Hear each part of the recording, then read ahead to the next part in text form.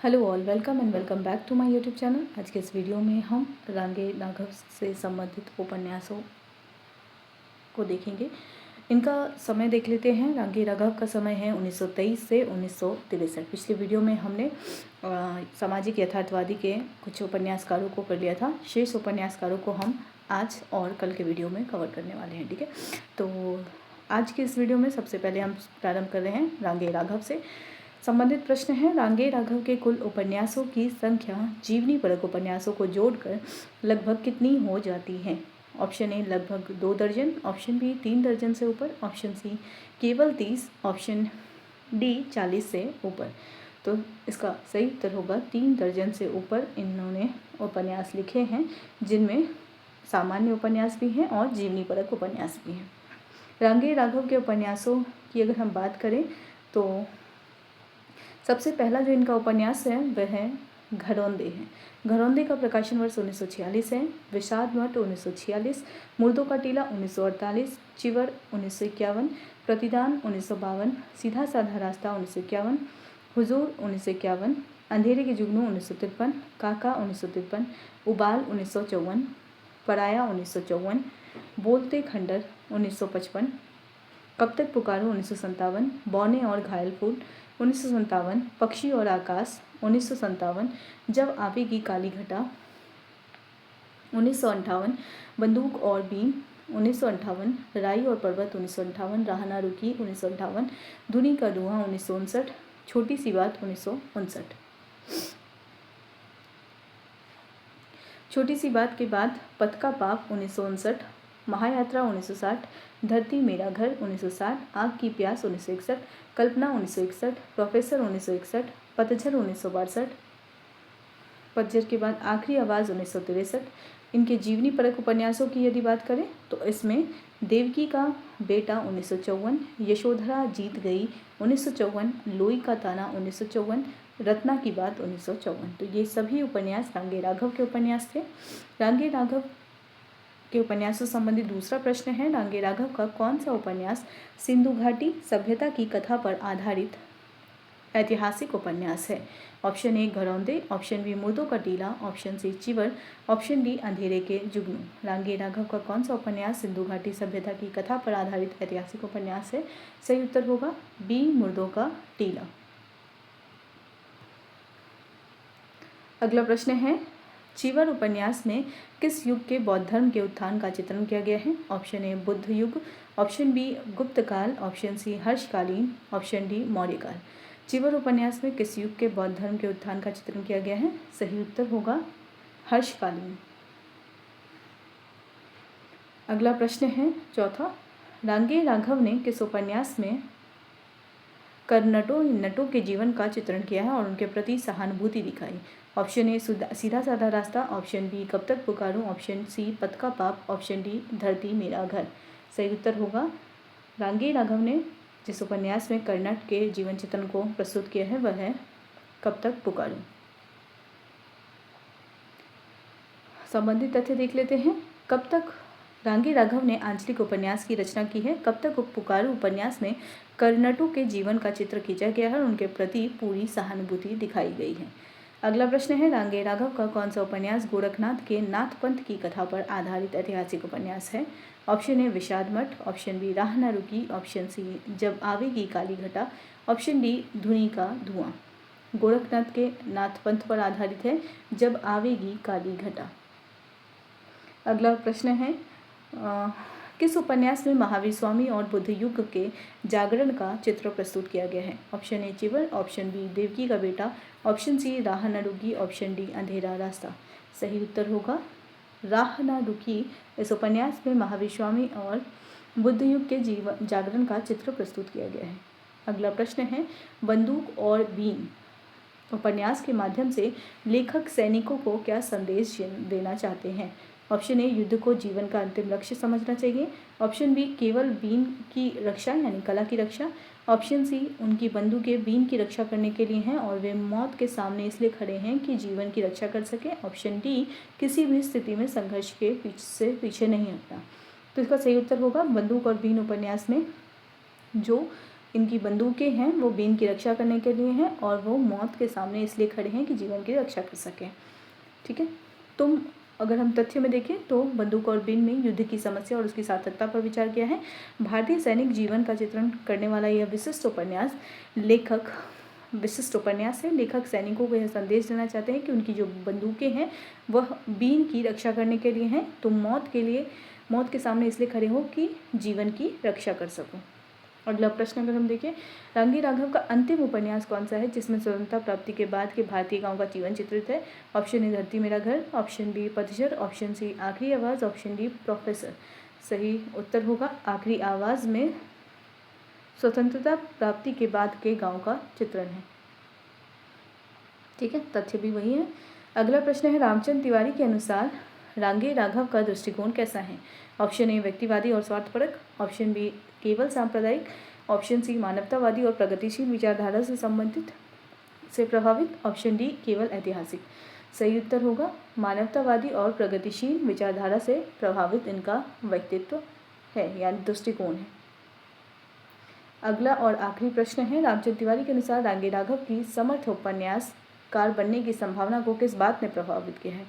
Option A केवल जीवनी परक उपन्यास लिखना, ऑप्शन बी लेखन में थोड़ा संयम ना रखना, अधिक लिखना, ऑप्शन सी ऐतिहासिक उपन्यासों को कम महत्व देना, ऑप्शन डी आधुनिक सामाजिक और राजनीतिक जीवन की उपेक्षा करना।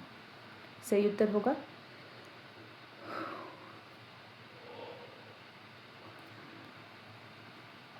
लेखन में थोड़ा समय संयम रखना और अधिक लिखना। रामचंद्र तिवारी के अनुसार रांगे राघव की समर्थ उपन्यासकार बनने की संभावना को जिस बात ने प्रभावित किया है वह है लेखन में थोड़ा संयम ना रखना और अधिक लिखते जाना। संबंधित तथ्य में एक है इनका उपन्यास अंधेरा रास्ता में प्रागैतिहासिक युग को आधुनिक प्रगतिशील दृष्टि से देखा गया है। अन्य उपन्यासों में आधुनिक सामाजिक और राजनीतिक जीवन की विषमता और यथार्थता का अंकन किया गया है। अगले रचनाकार हैं अमरकांत। अमरकांत का समय है 1925 से 2014। अमरकांत से संबंधित पहला प्रश्न है, अमरकांत को कौन सा उपन्यास कृष्ण नामक लड़के की प्रेम कथा है जिसमें संघर्ष की चेतना उत्पन्न होती है? अमरकांत का कौन सा उपन्यास कृष्ण नामक लड़के की प्रेम कथा है जिसमें संघर्ष की चेतना उत्पन्न होती है? ऑप्शन ए ग्राम सेविका, ऑप्शन बी सूखा पत्ता, ऑप्शन सी कटेली राह के फूल, ऑप्शन डी आकाश पक्षी। सही उत्तर होगा सूखा पत्ता। सूखा पत्ता जो उपन्यास है इसमें कृष्ण नामक लड़के की प्रेम कथा है। संबंधित तथ्य देख लेते हैं। सूखा पत्ता कृष्ण नामक एक लड़के की प्रेम कथा है। कृष्ण अपनी प्रेमिका उर्मिला को जी जान से चाहता है। उससे बिछुड़ने पर उसकी स्थिति सूखे पत्ते जैसी हो जाती है, किंतु यही प्रेम उसमें संघर्ष की चेतना उत्पन्न करता है और वह समाज को बदलने के लिए कृत संकल्प होता है। अगला प्रश्न है, अमरकांत का कौन सा उपन्यास स्वतंत्रता प्राप्ति के बाद के भारतीय समाज के अंतर्विरोध और सामंतवादी संस्कारों के द्वंद्व को उजागर करता है? ऑप्शन ए सूखा पत्ता, ऑप्शन बी काले उजले दिन, ऑप्शन सी बीच की दीवार, ऑप्शन डी आकाश पक्षी। अमरकांत का कौन सा उपन्यास स्वतंत्रता प्राप्ति के बाद भारतीय समाज के अंतर्विरोध को दर्शाता है? वह है आकाश पक्षी। संबंधित तथ्य, आकाश पक्षी में स्वतंत्रता प्राप्ति के बाद के भारतीय समाज के अंतर्विरोध की ओर संकेत किया गया है। भारत को राजनीतिक स्वतंत्रता प्राप्त हो गई है, किंतु अभी समाज में सामंतवादी संस्कार बद्धमूल है जो प्रगतिशील शक्तियों को आगे बढ़ने में बाधा पहुंचाते हैं। यह उपन्यास इन्हीं शक्तियों के द्वंद्व को उजागर करता है।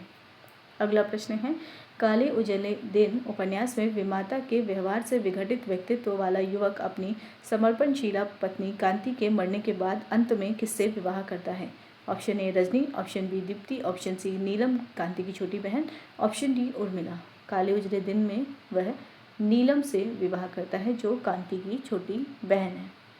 संबंधित तथ्य देख लेते हैं। काले उजले दिन में विमाता के व्यवहार से विघटित व्यक्तित्व वाला युवक अपनी समर्पणशीला पत्नी कांति के प्यार से परितृप्त न होकर अपने दफ्तर में काम करने वाली युवती रजनी से प्यार करता है। कांति घुट घुट कर मर जाती है। अंत में युवक का ब्याह कांति की छोटी बहन नीलम से करा दिया जाता है। सब मिलाकर यह उपन्यास एक रोचक प्रेम कहानी बनकर रह गया है। अगला प्रश्न है, उपन्यास बीच की दीवार में दीप्ति किन सामाजिक अवरोधों को तोड़कर मोहन के साथ प्रेम विवाह करती है? ऑप्शन ए वर्गगत बंधन, ऑप्शन बी जातिगत बंधन, ऑप्शन सी वैचारिक बंधन, ऑप्शन सी धन संबंधी बंधन। तो इस उपन्यास में जातिगत बंधन को तोड़कर वह उससे विवाह करती हैं। संबंधित तथ्य देख लेते हैं। बीच की दीवार में अमरकांत एक कदम आगे बढ़े हैं। दीप्ति निम्न मध्यवर्गीय मुंशी मंत्री लाल की लाडली बेटी है। प्यार के कारण तुनक मिजाज, नखरीली, भावुक, घमंडी और काहिल हो गई है। उसे अपने रूप पर गर्व है। वह पहले अशोक की ओर आकृष्ट होती है, किंतु वह उसे महत्व नहीं देता। इसके बाद वह लंपट मनफूल की ओर बढ़ती है, किंतु मनफूल की पत्नी लीला बीच में आ जाती है। अंत में वह मोहन के संपर्क में आती है और बीच की दीवार जातिगत बंधन को तोड़कर दोनों प्रेम विवाह कर लेते हैं। ऐसा लगता है कि अमरकांत एक रोचक प्रेम कथा तो गढ़ लेते हैं, लेकिन सामाजिक अवरोधों और अंतर्विरोधों से संघर्ष की क्षमता अपने पात्रों को प्रदान नहीं कर पाते हैं। अगला प्रश्न है, पाठक के अनुसार अमरकांत के उपन्यासों में क्या कमी दिखाई पड़ती है? ऑप्शन ए वे रोचक प्रेम कथाएं नहीं कर पाते, ऑप्शन बी वे ग्रामीण यथार्थ का चित्रण कर पाते हैं, ऑप्शन सी वे सामाजिक अवरोधों और अंतर्विरोधों से संघर्ष की क्षमता अपने पात्रों को प्रदान नहीं कर पाते, ऑप्शन डी वे ऐतिहासिक घटनाओं को शामिल नहीं कर पाते। तो अभी हमने देखा तथ्य के माध्यम से सी इसका सही उत्तर होगा। अगला प्रश्न है, अमरकांत का कौन सा बृहत्काय उपन्यास भारत छोड़ो आंदोलन अगस्त 1942 से लेकर देश के स्वतंत्र होने 15 अगस्त 1947 तक का बलिया का सामाजिक यथार्थ चित्रित करता है? ऑप्शन ए सुखजीवी, ऑप्शन बी सुंदर पांडे की पतहूँ, ऑप्शन सी इन्हीं हथियारों से, ऑप्शन डी खुदीराम। तो इसका सही उत्तर क्या होगा? इन्हीं हथियारों से। यह जो उपन्यास है वह 42 से 47 के समय को दर्शाता है। अगला प्रश्न है, इन्हीं हथियारों से उपन्यास का कथानायक किसे बनाया गया है?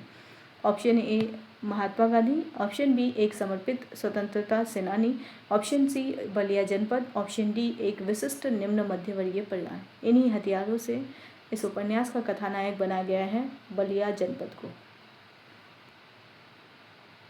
संबंधित तथ्य देख लेते हैं। इन्हीं हथियारों से 2003 शीर्षक आपका एक बृहत्काय उपन्यास प्रकाशित हुआ है। इसमें भारत छोड़ो आंदोलन अगस्त 1942 से लेकर देश के स्वतंत्र होने 15 अगस्त 1947 तक का बलिया का सामाजिक यथार्थ ईमानदारी के साथ चित्रित किया गया है। बलिया जनपद ही इस उपन्यास का कथानायक है।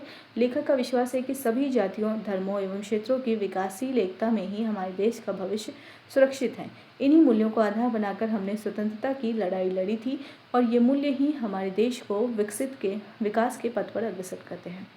अगला प्रश्न है, अमरकांत का सूखा पत्ता उपन्यास किस वर्ष प्रकाशित हुआ था? Option A 1962, option B 1967, option C 1981, option D 1959। Amarkant का सूखा पत्ता 1959 में प्रकाशित हुआ था। अमरकांत के समस्त उपन्यासों को हम एक बार देख लेते हैं। हमने अमरकांत के उपन्यासों को नहीं देखा। इनका पहला उपन्यास है सूखा पत्ता, जिसका प्रकाशन वर्ष 1959 है। ग्राम सेविका 1962 प्रकाशन वर्ष है। कटीली राह के फूल 1963 प्रकाशन वर्ष है। आकाश पक्षी 1967 प्रकाशन वर्ष है। काले उजले दिन 1969 प्रकाशन वर्ष है। बीच की दीवार 1981 प्रकाशन वर्ष है। सुखजीवी 1982 प्रकाशन वर्ष है। सुंदर पांडे की पतहू 2005 प्रकाशन वर्ष है। खुदीराम एक और इनका उपन्यास है। अगला प्रश्न है, आकाश पक्षी में किन शक्तियों के द्वंद्व को उजागर किया गया है? ऑप्शन ए स्त्री और पुरुष के प्रेम के द्वंद्व को, ऑप्शन बी अमीर और गरीब के द्वंद्व को, ऑप्शन सी सामंतवादी संस्कारों और प्रगतिशील शक्तियों के द्वंद्व को, ऑप्शन डी शहर और गांव के द्वंद्व को। तो आकाश पक्षी में सामंतवादी संस्कारों और प्रगतिशील शक्तियों के द्वंद्व को दर्शाया गया है। अगला प्रश्न है, लेखक का विश्वास है कि देश का भविष्य किन मूल्यों में सुरक्षित है? ऑप्शन ए केवल राजनीतिक स्वतंत्रता, ऑप्शन बी केवल धनोपार्जन, ऑप्शन सी केवल सामंतवादी संस्कारों का संरक्षण, ऑप्शन डी सभी जातियों, धर्मों एवं क्षेत्रों की विशाल विकासशील एकता। तो जो देश का भविष्य है वह सभी जातियों, धर्मों एवं क्षेत्रों की विकासशील एकता पर आधारित है और उन्हीं के हाथों में सुरक्षित है। अगले रचनाकार हैं विशंभरनाथ उपाध्याय। इनका समय 1925 से 2008 है। विशंभरनाथ उपाध्याय।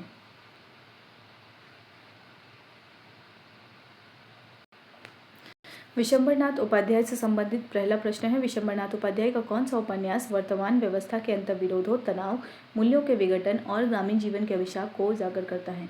ऑप्शन ए पक्षधर, ऑप्शन बी रीछ, ऑप्शन सी जाग मच्छंदर गोरख आया, ऑप्शन डी जोगी मत जा। सही उत्तर होगा रीछ। विशंबरनाथ उपन्यास का यह उपन्यास है रीछ। विशंबरनाथ उपाध्याय के जो रचनाएं हैं वो हम देख लेते हैं, कौन कौन से उपन्यास हैं इनके। रीछ 1967, पक्षधर 1971, जाग मच्छंदर गोरख आया 1983, दूसरा भूतनाथ 1985, जोगी मतजा 1989, विशुद्ध 1991, विश्वबाहु परशुराम 1997, प्रतिरोध 1998, आधुनिक सिंहासन बत्तीसी 2003, सिद्ध सरहपा 2003, विद्याधर बेताल आख्यान 2009। ये सभी उपन्यास विशंबरनाथ उपाध्याय के उपन्यास हैं। अगर हम रीछ उपन्यास की बात करें तो रीछ उपन्यास में वर्तमान व्यवस्था के अंतर्विरोधों को उजागर करता है। यह उपन्यास सत्ता से चिपका हुआ वर्ग वर्तमान व्यवस्था में परिवर्तन नहीं चाहता, प्रगतिशील तत्व परिवर्तन के लिए संघर्ष करते हैं। इसी प्रक्रिया में उपन्यास आज के तनाव, मूल्यों के विघटन और ग्रामीण जीवन के अभिशाप को बेबाक तरीके से प्रस्तुत करता है। तो रीछ उपन्यास की जो विषय वस्तु थी वह आपके सामने है। अगला उपन्यास है पक्षधर। इस उपन्यास में मुख्य रूप से किसके खिलाफ युद्ध छेड़ा गया है? ऑप्शन ए राजनीतिक व्यवस्था के खिलाफ, ऑप्शन बी अर्थ संस्कृति के खिलाफ, ऑप्शन सी ग्रामीण जीवन के अभिशाप के खिलाफ, ऑप्शन डी वर्णाश्रम व्यवस्था के खिलाफ। उपन्यास पक्षधर में मुख्य रूप से किसके खिलाफ युद्ध छेड़ा गया है? सही उत्तर होगा अर्थ संस्कृति के खिलाफ। अगर हम पक्षधर की बात करें तो पक्षधर उपन्यास में वर्णित तथ्य है, पक्षधर में अर्थ संस्कृति के खिलाफ जीवन के हर संदर्भ में युद्ध छेड़ा गया है। जनार्दन, इंदिवर, अमिताभ, जोगिंदर, माशा, तृप्ता पक्षधरों के नेता हैं। इन सब के बाबा जंगली बाबा गुरिल्ला हैं, वे पक्षधरों के सहायक हैं। उपन्यास में इस युद्ध संदर्भ का पूरक होकर प्रेम संदर्भ आया है। इंदिवर और तृप्ता तथा वर्दी और गुरिल्ला बाबा का यौन संघर्ष उद्दाम और आदिम रूप में प्रकट हुआ है। अर्थ संस्कृति से युद्ध के दौरान समाज के सभी अहम लोग, गुंडे, विद्यार्थी, मजदूर, शिक्षक, साहित्यकार, यहाँ तक कि पुलिस और भूतपूर्व मुख्यमंत्री भी गुरिल्लों और पक्षधरों के साथ हो जाते हैं। गुरिल्लों की राजनीति और वामपंथी विचारधारा से समृद्ध यह उपन्यास विषय वस्तु की नवीनता के कारण आकर्षक हो गया है। अगला प्रश्न है, जाग मच्छंदर गोरख आया में गोरखनाथ को किस रूप में चित्रित किया गया है? ऑप्शन ए केवल एक सिद्ध सन्यासी के रूप में, ऑप्शन बी चतुर्दिक धार्मिक रूढ़ियों से संघर्ष करते हुए एक युग पुरुष के रूप में, ऑप्शन सी एक तिलिस्म तोड़ने वाला जादुई पात्र, ऑप्शन डी एक विवेकशील दार्शनिक। अगर हम जाग मच्छंदर गोरख आया में गोरखनाथ की बात करें तो यह चतुर्दिक धार्मिक रूढ़ियों से संघर्ष करते हुए एक युग पुरुष के रूप में चित्रित हुए हैं। जाग मच्छंदर गोरख आया इस उपन्यास में गोरखनाथ को चतुर्दिक धार्मिक रूढ़ियों से संघर्ष करते हुए युग पुरुष के रूप में चित्रित किया गया है। वे एक साथ वाममार्गी अभिचारों और अपने गुरु मतेश्वरनाथ के कौलाचार के विरुद्ध उठ खड़े होते हैं। उन्हें जाति, वर्ण व्यवस्था, बाह्याचार तथा अन्य सामाजिक रूढ़ियों से भी टकराना पड़ता है। यही नहीं, वे अरब सेनापति के जुनैद के आक्रमणों के विरुद्ध राजपूत सामंतों को बप्पा रावल के नेतृत्व में संगठित करते हुए देखे जा सकते हैं। वे सच्चे अर्थों में एक नवीन मानव चेतना के वाहक है। उपन्यास इतिहास का पुनरुत्थान बनकर रह गया है। अगला प्रश्न है, उपन्यास जाग मच्छंदर गोरख आया में गोरखनाथ अरब सेनापति जुनैद के आक्रमणों के विरुद्ध राजपूत सामंतों को किसके नेतृत्व में संगठन करते हैं? सही उत्तर होगा बप्पा रावल के। अगला प्रश्न है, दूसरा भूतनाथ उपन्यास में देवकीनंदन खत्री के पात्र भूतनाथ को किस रूप में प्रस्तुत किया गया है? ऑप्शन ए जासूसी किरदार, ऑप्शन बी पूंजीवादी व्यवस्था के जटिल तिलिस्म को तोड़ने वाला एक आदर्श जननायक, ऑप्शन सी एक साधारण सिपाही, ऑप्शन डी एक तिलिस्म तोड़ने में माहिर तिलिस्मी पात्र। सही उत्तर होगा जो भूतनाथ है, दूसरा भूतनाथ में पूंजीवादी व्यवस्था के जटिल तिलिस्म को तोड़ने वाला एक आदर्श जननायक है। दूसरा भूतनाथ में लेखक ने मार्क्सवादी दृष्टि से पूंजीवादी व्यवस्था के तिलिस्म को तोड़ने के लिए किसकी कल्पना की है? ऑप्शन ए राजा की नीति, ऑप्शन बी उग्रवादी आंदोलन, ऑप्शन सी गण समिति, ऑप्शन डी शासक वर्ग की स्वार्थंधता। सही उत्तर होगा गण समिति की इन्होंने व्यवस्था की है। संबंधित तथ्य देख लेते हैं। दूसरा भूतनाथ में लेखक ने देवकीनंदन खत्री के प्रसिद्ध उपन्यास भूतनाथ के केंद्रीय पात्र भूतनाथ को एक आदर्श जननायक बनाकर प्रस्तुत किया है।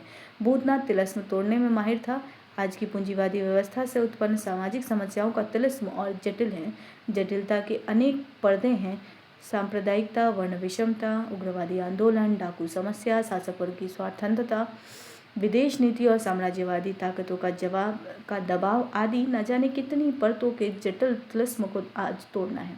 इसके लिए भूतनाथ जैसे दृढ़ प्रतिज्ञ और निष्ठावान जननायक की आवश्यकता है। भूतनाथ जनशक्ति का संगठन करके इस असाध्य साधन में प्रवृत्त होता है। लेखक ने मार्क्सवादी दृष्टि से पूंजीवादी व्यवस्था के तिलिस्म को तोड़ने के लिए गण समिति की कल्पना की है। इस प्रकार भारत को सच्चे अर्थों में स्वतंत्र और विकसित राष्ट्र बनाने के लिए लेखक ने एक दिशा निर्देश किया है। अगला प्रश्न है, जोगी मत जाओ उपन्यास किसके चरित्र को केंद्र में रखकर लिखा गया है? Option A Gorakhnath, option B Bharthari, option C Parshuram, option D Krishna Gopal. सही उत्तर होगा भर्तृहरि के को केंद्र में रखकर जोगी मत जा उपन्यास लिखा गया है। जोगी मत जा से संबंधित तथ्य हम पढ़ लेते हैं। जोगी मत जा भर्तृहरि के चरित्र को केंद्र में रखकर लिखा गया है। भर्तृहरि का चरित्र इतिहास और मिथक दोनों है। उसमें दर्शन और अध्यात्म के सूत्रों के समावेश की संभावनाएं हैं। वर्णाश्रम व्यवस्था का विरोध और अधोगामी प्रवृत्तियों के ऊर्ध्वीकरण की साधना भी उनके चरित्र की विशेषताएं हैं। श्रृंगार और वैराग्य का द्वंद्व उनके व्यक्तित्व को गत्यात्मक बनाता है। स्वयं लेखक के शब्दों में वह मनुष्य मात्र के मन और मूल्य, प्रवृत्ति और निवृत्ति में नाटकीय द्वंद्व का प्रतीक बन गया है। लेखक ने यह भी अनुभव किया है कि भर्तृहरि द्वारा वैराग्य ग्रहण का वृतांत अपने पूरे महाकाव्य या महाउपन्यास है। ऐसे बहुआयामी व्यक्तित्व में ही पूरे युग मानव का समावेश संभव है। लेखक ने इस उपन्यास के माध्यम से भर्तृहरि के युग को आकार देने का प्रयत्न किया है। वह कहता है, मैंने भर्तृहरि के समय लोग क्या सोचते थे, उनका मनन क्या था, विश्वास क्या थे, यह सब अनारोपित दृष्टि से यथावत दिखाया है ताकि उस युग को और अपने समय के जनमन को समझा जा सके और तब उसके विवेकीकरण का प्रयत्न किया जाए। इस तरह यह उपन्यास लोकमानस और मालवा मानस का भी अध्ययन है। अगला प्रश्न है, लेखक ने विश्वबाहु परशुराम उपन्यास में परंपरा से हटकर परशुराम को किस रूप में चित्रित किया है? ऑप्शन ए केवल एक क्रोधी योद्धा के रूप में, ऑप्शन बी आर्य संस्कृति को नष्ट करने वाला, ऑप्शन सी एक विवेकशील दार्शनिक सत्यनिष्ठ न्यायप्रिय कोमल हृदय प्रज्ञा पुरुष, ऑप्शन डी केवल मिथक का प्रतीक। अगर हम देखें तो विश्वबाहु परशुराम जो है यह विश्वबाहु परशुराम में उपाध्याय जी ने परशुराम को एक ऐसे युग पुरुष के रूप में पेश किया है जो अनार्यों से आक्रांत आर्य संस्कृति की रक्षा के लिए पूरी तरह समर्पित है। लेखक ने परंपरा से हटकर परशुराम को एक विवेकशील दार्शनिक सत्यनिष्ठ न्यायप्रिय कोमल हृदय प्रज्ञा के रूप में चित्रित करके अपनी मौलिक रचना शक्ति का परिचय दिया है। तो इसका जो उत्तर सी है वो सही होगा। अगला प्रश्न है, उपन्यास प्रतिरोध में लेखक ने आज की पूरी व्यवस्था की तुलना किससे की है? ऑप्शन ए सामंती व्यवस्था से, ऑप्शन बी पूंजीवादी उपभोक्ता समाज से, ऑप्शन सी कंस की राज्य व्यवस्था से, ऑप्शन डी अंग्रेजी शासन से। उपन्यास प्रतिरोध में लेखक ने कंस की राज्य व्यवस्था से तुलना की है आज की पूरी व्यवस्था की। संबंधित तथ्य देख लेते हैं। प्रतिरोध में लेखक ने यह स्पष्ट करना चाहा है कि आज की पूरी व्यवस्था कंस की राज व्यवस्था जैसी है। उसे बदलने के लिए प्रतिरोध का मार्ग ही एकमात्र विकल्प है। आज हमें उसी प्रतिरोध की नीति को अपनाना होगा जिसे कृष्ण ने कंस के विरुद्ध अपनाया था। उपन्यास का केंद्रीय पात्र कृष्ण गोपाल इसी मार्ग पर चलता हुआ दिखाई गया है। उसका नाम भी कृष्ण की ओर संकेत करने वाला प्रतीक माना जा सकता है। वस्तुतः आज के पूंजीवादी उपभोक्ता समाज में पदार्थीकरण, अमानवीकरण, आपाधापी और अधःपतन को देखकर लेखक का ध्यान उन महिमामय विभूतियों की ओर आकृष्ट हुआ है जिन्होंने अपने समय में अधोगामी प्रवृत्तियों से संघर्ष करके मानव मूल्यों को सुरक्षित रखा था। उपाध्याय जी के इन उपन्यासों की यही प्रासंगिकता है। अगला प्रश्न है, विशंभर नाथ उपाध्याय के उपन्यासों में महिमा में विभूतियों की ओर ध्यान आकृष्ट करने की प्रासंगिकता क्या है? ऑप्शन ए केवल इतिहास का पुनराख्यान करना, ऑप्शन बी लोकमानस और मालवा मानस का अध्ययन करना, ऑप्शन सी अधोगामी प्रवृत्तियों से संघर्ष करके मानव मूल्यों को सुरक्षित रखने का संदेश देना, केवल श्रृंगार और वैराग्य के द्वंद्व को दर्शाना।